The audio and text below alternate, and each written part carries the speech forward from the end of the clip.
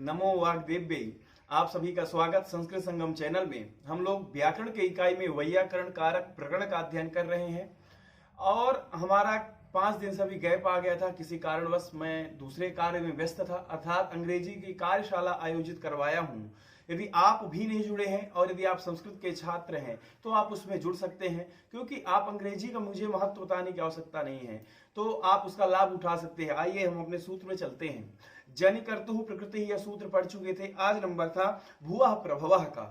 तो इसका अर्थ देखिए भू धातु का अर्थ क्या होता है? होना, अर्थात भू प्रकट होना, भुवः, ठीक है, वहां से प्रकट होना, भू अर्थात प्रकट होने के कर्ता के उत्पत्ति स्थान की अपादान संज्ञा होती है। क्या कहा? फिर से सुनिएगा। भू भू मतलब प्रकट होना, तो क्या कहा? प्रकट होना के कर्ता के उत्पत्ति स्थान की अपादान संज्ञा होती है। समझ में आया? जैसे हिमवतो गंगा प्रभवती, हिमालय से गंगा निकलती है, तो कहां से गंगा प्रकट होती है, कहां से गंगा उत्पन्न होती है? हिमालय से होती है। तो जिससे जहां से उत्पन्न होती है तो उसमें उसकी कौन सी संज्ञा होती है? अपादान संज्ञा होती है। तो इस सूत्र से अपादान संज्ञा हो जाएगी और अपादान पंचमी से पंचमी हो जाएगी, तो हिमवतो, तब बना हिमवतः, तो उसमें संधि हो गई, तो इसलिए हिमवतो। समझ में आया? तो देखिए आप लिख सकते हैं, इस वाक्य में प्रकट होने का कर्ता कौन है? गंगा है, जिसका उत्पत्ति स्थान हिमालय है। अतः उक्त सूत्र से, इस सूत्र से हिमालय की क्या हो गई? हिमवत, अर्थात हिमवत की क्या हो गई? अपादान संज्ञा होगी, तभी क्या बन गया? हिमवतो, अर्थात हिमालय से। समझ में आ गया ना? अर्थात क्या कहा था? प्रकट होने के कर्ता की, तो जो प्रकट हो रही है उसका कर्ता कौन है? गंगा है, ठीक है। और क्या उत्पत्ति स्थान क्या है? हिमवत, अर्थात हिमालय है, तो उत्पत्ति स्थान की अपादान संज्ञा हो जाएगी। समझ में आ गया? अब इसमें आपको प्रश्न उठ सकता है कि जो पिछला सूत्र था, इससे जनि कर्तु प्रकृति, ठीक है, यह सूत्र था, वह क्या कहा था? जन्यर्थ, अर्थात उसमें देखिए उत्पन्न होने वाले हेतु की कर्म संज्ञा होती है। वहां पर क्या था? उत्पन्न होने वाले हेतु की कर्म संज्ञा होती है। जैसे क्या था? ब्रह्मणः प्रजा प्रजायन्ते, ठीक है, अर्थात ब्रह्म से प्रज्ञाएं उत्पन्न होती है। वहां पर उत्पत्ति स्थान नहीं था, वहां पर क्या था कि उत्पन्न होने वाले के हेतु की स्थान, तो वहां से ब्रह्म से, अर्थात जिससे उत्पन्न होती है, तो वहां से ब्रह्म की वहां पर अपादान संज्ञा हुई थी। तो आपको इसमें दोनों में डिफरेंस समझना है कि यहां पर जो जन धातु वहां पर थी और जो यहां पर भू धातु है, इन दोनों में अंतर है, ठीक है। अब समझ में आ गया ना? अर्थात यहां पर जो भुवः प्रभवः कहा, तो यहां पर क्या कहा? प्रकट होने कर्ता की उत्पत्ति स्थान की क्या होती है? अपादान संज्ञा होती है। तो हिमवतो गंगा प्रभवती, हिमालय से गंगा निकलती है, तो उत्पत्ति स्थान कर्ता क्या है? गंगा, उसका उत्पत्ति स्थान क्या है? हिमालय, तो हिमालय की क्या हो गई? अपादान संज्ञा हो गई। कौन से सूत्र से? भुवः प्रभवः सूत्र से, ठीक है ना? चलिए देखिए, इसमें भी ये लिखा है भवनम भू भू कर्तु प्रभवस् तथा, लिखा हुआ है, ठीक है। हिमवतो गंगा प्रभवती तत्र प्रकाशते इत्यर्थः, ठीक है, जो मैंने अभी आपको बताया। अब इसमें आप सुन लीजिए, जो अभी जो मैं बताया जनि कर्तु और भू प्रभव में अंतर क्या है, नोट किया हूं, आप भी उसको नोट कर सकते हैं। पूर्व सूत्र जनि कर्ता की तथा उक्त सूत्र अर्थात भुवः प्रभवः भूकर्ता की अपादान संज्ञा करता है। अभूत के प्रादुर्भाव को जनि तथा सिद्ध के जो वस्तु पहले थी उसके प्रथम प्रकट होने को भू कहते हैं। इस प्रकार जनि और भू दोनों के अर्थ में अंतर है, ठीक है। ये थोड़ा क्लिष्ट भाषा हो गई, मैं आपको जो सरल समझाया, अर्थात वो हेतु में करता है और यह उत्पत्ति स्थान में करता है, अंतर केवल यह है, ठीक है। अब आगे चलते हैं, पढ़िए।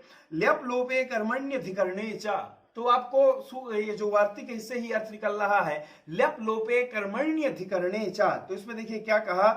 पूर्वकालिक, ध्यान से सुनिएगा, ठीक है, पूर्वकालिक क्रिया के द्योतक ल्यप, द्योतक मतलब क्या होता है? जैसे उसके साथ जुड़ के कुछ अर्थ विशेष बताना, ठीक है।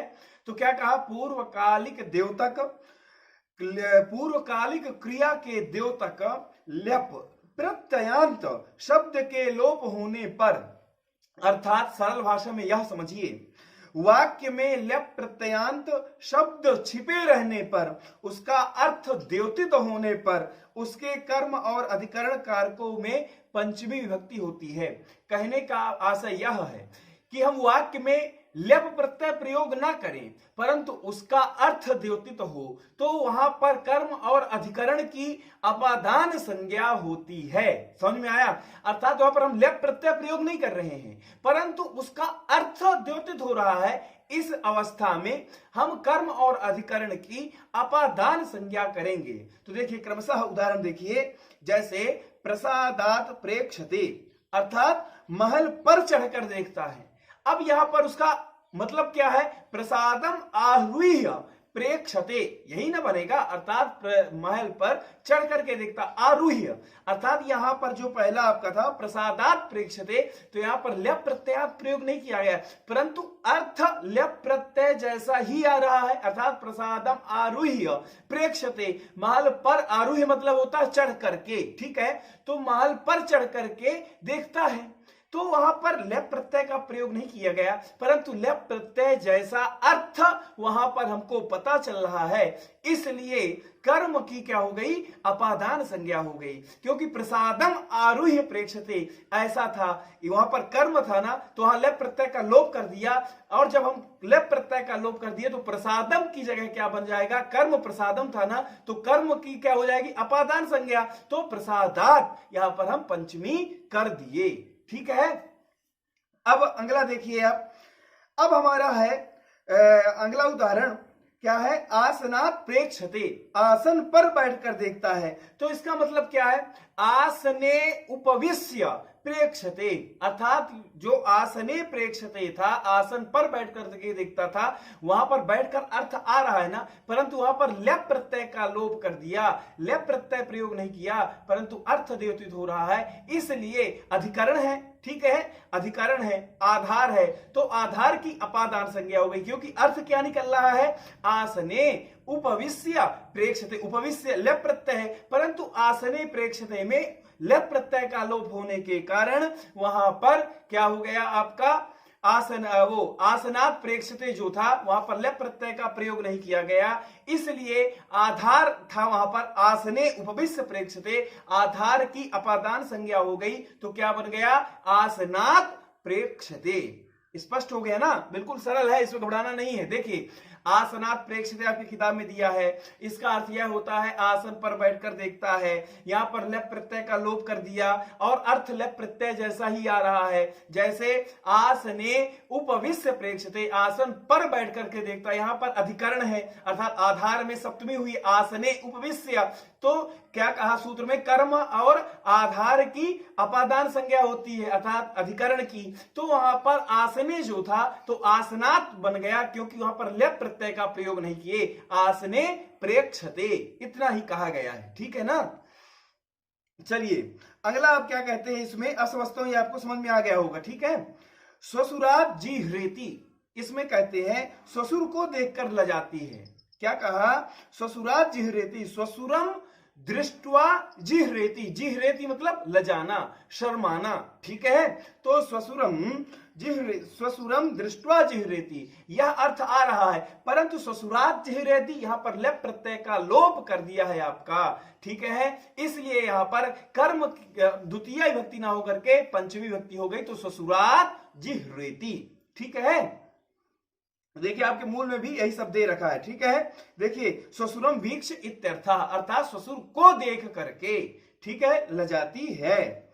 अब यहां पर एक बार मूल पढ़ लीजिए, अब आपको बिल्कुल समझ में आ जाएगा। ल्यप लोपे कर्मण्यधिकरणे च, अर्थात ल्यप प्रत्यय का लोप होने पर कर्म और अधिकरण में उसकी अपादान संज्ञा होती है, ठीक है, कर्म और अधिकरण की। अब आगे क्या कहते हैं? प्रसादात प्रेक्षते।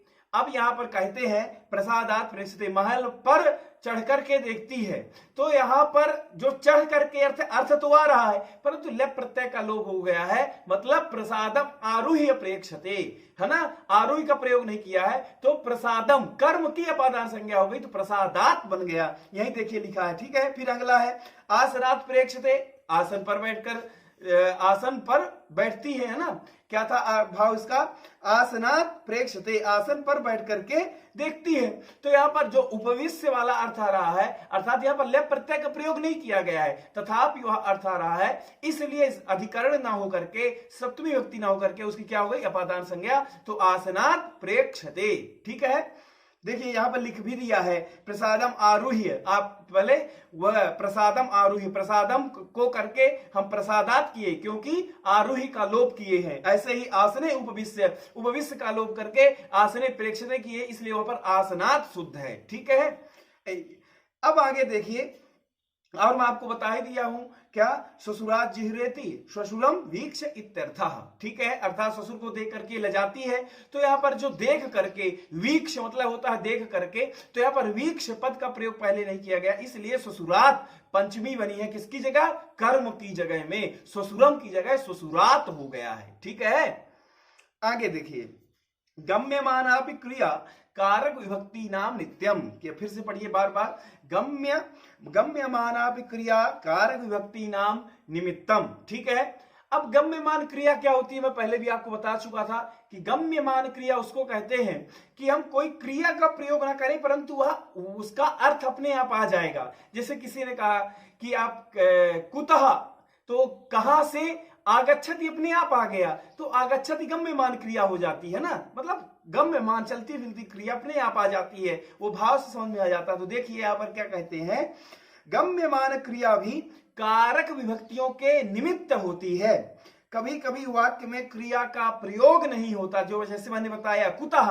अब जैसे मैंने आया अभी क्लास में, तो टीचर मेरे से बोलते हैं कुतः, अब वो नहीं बोल रहे कुतः आगच्छति नहीं बोल रहे, बस इतना ही बोल दिए कुतः, कहां से? आगच्छति का अपने आप अर्थ आ गया, मतलब कि कहां से आ रहे हो, आगच्छति का अर्थ आ गया ना, तो इसको बोलते हैं गम्यमान क्रिया, अर्थात वाक्य में कभी कभी क्रिया का प्रयोग नहीं करते, ठीक है।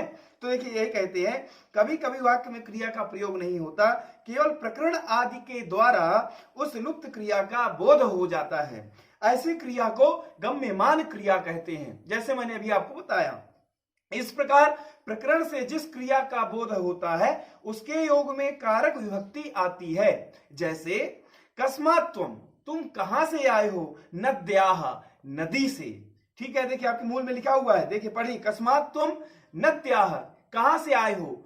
तो कस्मात् त्वम के बाद जो आए हो अपने आप अर्थ आ गया ना, फिर वो बोलता है नद्याः, नदी से आया हूं। यहां कस्मात् इस प्रश्नवाची शब्द के प्रकरण से आगतोषी अर्थात आगमन क्रिया का बोध होता है, तथा नद्याः के प्रकरण से भी आगतोस्मि अर्थात आया हूं गम्यमान क्रिया का बोध होता है। अतः उसके निमित्त से कस्मात् और नद्याः में अपादान संज्ञा होकर के पंचमी विभक्ति हो गई है। देखिए अपने आप अर्थ आ गया, जिसने किसी ने कहा कस्मात् तुम, कहां से? अब आगतोषी अपने आप अर्थ आ गया, कहां से आए हो? तो उसने बोला नद्याः, नदी से आया हूं, आगतोस्मि अपने आप, आगतोस्मि कहने की आवश्यकता नहीं, इतना ही कह दिया वह नद्याः, नदी से, ठीक है। तो आगतोस्मि का अपने आप अर्थ आ जाता है, इसी को बोलते हैं गम्यमान क्रिया, और इसके योग में पंचमी विभक्ति आपकी हो गई, ठीक है। अब अगला देखिए, कहते हैं यतश्चाद्व काल निर्माणम तत्र पंचमी। अब फिर इसी का वार्तिक है अगला, तद्युक्ताद्ध्वनः प्रथमा सप्तम्यौ। फिर अगला वार्तिक है कालात् सप्तमी चा वक्तव्या वनात् ग्रामो योजनम योजने वा कार्तिक्या आग्र हायणी मासे। इसको ध्यान से समझिएगा, है बिल्कुल सरल पर थोड़ा सा कंफ्यूजन हो सकता है आपको, तो ध्यान से सुनना है आपको इसमें, ठीक है। देखिए क्या लिखा हुआ है, यतस्, पहले ऊपर वाला देखिए, यतश्चाद्व काल निर्माणम तत्र पंचमी। इसमें कहा जिससे आरंभ करके, ध्यान से सुनना है आपको, ठीक है, जिससे आरंभ करके अध्व मार्ग और समय का परिमाण किया जाता है, अर्थात अध्व मतलब मार्ग और समय की दूरी को नापा जाता है, उस स्थान तथा कालवाचक शब्द से पंचमी विभक्ति होती है। यहां निर्माण का अर्थ है निमान अथवा माप, ठीक है। आपने यह समझ लिए ना, अभी यहां पर आप इसको लिख लीजिए। देखिए क्या लिखेंगे, जिससे आरंभ करके अध्व मतलब मार्ग और समय का परिमाण अर्थात मापा जाता है, अर्थात अध्व और समय, दोबारा मैं अर्थ बता रहा हूं, अर्थात अध्व और समय की दूरी को नापा जाता, अध्व मतलब मार्ग, ठीक है ना, मार्ग और समय की दूरी को नापा जाता है, उस स्थान तथा कालवाचक शब्द में पंचमी विभक्ति होती है। यह समझ गए। अब अगला वार्तिक देखिए इसी में, तदयुक्तादित क्या है, तदयुक्तादध्वनः प्रथमा सप्तम्यौ। ये कहता है उस पंचमी से युक्त मार्ग की, क्या कहा, उस पंचमी से युक्त मार्ग की दूरी बतलाने वाले शब्दों से प्रथमा और सप्तमी विभक्ति होती है। ध्यान से सुनिए, ये क्या कह दिया, देखिए तदुक्तध्वनः प्रथमा सप्तम्यो, वार्तिक में लिखा प्रथमा और सप्तमी होती है। उस पंचमी से युक्त मार्ग की दूरी बतलाने वाले शब्दों की प्रथमा और सप्तमी विभक्ति होती है। फिर अगला एक और वार्तिक है, इसको भी देखिए, काला सप्तमी चा वक्तव्या, अर्थात उस पंचमी से युक्त समय को बतलाने वाले शब्दों से सप्तमी कहनी चाहिए। तो आप नोट करते जाइए अर्थ तीनों का, ठीक है। पहले ने क्या कहा था, जो हमारा था यतश्चाध्व काल निर्माणम तत्र पंचमी, उसने कहा था क्या, मार्ग और समय की दूरी को नापा जाता है, उस स्थान या कालवाचक शब्द से पंचमी विभक्ति होती है, वह उसने कहा। फिर तदयुक्तादध्वनः प्रथमा सप्तम्यौ, इसने क्या कहा, उस पंचमी से युक्त मार्ग की दूरी बतलाने वाले शब्दों में प्रथमा और सप्तमी होती है। फिर कालात सप्तमी चा वक्तव्या, उस पंचमी से युक्त समय को बतलाने वाले शब्दों में सप्तमी विभक्ति होती है। यह तीन वार्तिक है। तो देखिए सबसे पहले उदाहरण देखिए, लिखा हुआ है वनाद ग्रामो योजनम योजने वा। तो इसमें कहते हैं, क्या कहा, वन से ग्राम एक योजन, योजन मतलब होता है एक कोस, ठीक है। तो वन से ग्राम के एक योजन या 4 कोस है। इस वाक्य में ध्यान से सुनिएगा, इस वाक्य में वन से ग्राम तक के अध्व मतलब मार्ग का परिमाण लिखा गया है।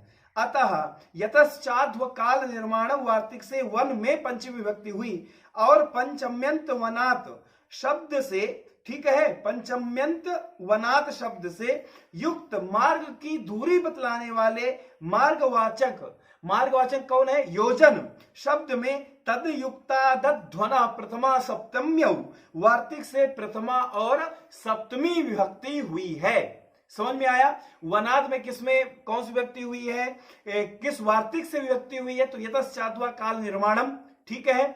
और फिर मार्ग की दूरी बतलाने वाले शब्दों में किस सूत्र से विभक्ति हुई है, तो तदयुक्तादध्वनः प्रथमा सप्तम्यौ, क्योंकि योजन वह मार्ग की दूरी बतला रहा है, तो उसमें जो है प्रथमा और सप्तमी विभक्ति हुई है। तो योजनम और योजने यह दोनों बना है, ठीक है। और वनाद पंचमी किस वार्तिक से हुई है, तो यतश्चाध्व काल निर्माणम तत्र पंचमी, ठीक है। अब अगला उदाहरण देखिए, कार्तिक्या आग्रहायणी मासे, इसका मतलब क्या हुआ, कार्तिक की पूर्णिमा से अगहन की पूर्णिमा एक महीने में होती है। तो इसमें क्या है, इस वाक्य में कार्तिक से आग्रहायणी तक के काल का परिमाण, परिमाण मतलब नापना, लेने में कार्तिक शब्द से यतश्चाध्व काल निर्माणक वार्तिक से पंचमी और पंचम्यंत कार्तिक्याः शब्द से युक्त समय का परिमाण बतलाने वाले कालवाचक, कालवाचक यहां पर कौन है, मास शब्द से काला सप्तमी च वक्तव्य सूत्र से सप्तमी विभक्ति हो गई। तो समझ में आ गया ना। कार्तिक्या आग्राहिणी मां से, कार्तिक्या में कौन से सूत्र से हुई है, पंचमी, तो यतश्चाध्व काल निर्माणम से। और मासे में कौन से सूत्र से हुई है, तो आप बताइएगा काला सप्तमी चा वक्तव्या। आपको इन वार्तिकों का अर्थ लिखवा चुका हूं, मिला लीजिए वह कंडीशन घट रही है या नहीं, क्योंकि मासे जो है वह कालवाचक शब्द है और कालवाचक में क्या कहा, काला सप्तमी चा वक्तव्या, उसमें सप्तमी विभक्ति आपको कहनी चाहिए, ठीक है। अब जो हमारा यह अगला सूत्र है इसकी थोड़ी व्याख्या बड़ी है, तो हम लोग अगले वीडियो में चर्चा करेंगे। 2 वीडियो में हमारी पंचमी विभक्ति पूरी समाप्त हो जाएगी। आशा करता हूं आपको सब समझ में आ रहा होगा। यहां कहीं भी नहीं आता है, आप निसंकोच पूछ सकते हैं। तब तक के लिए नमस्कार, धन्यवाद।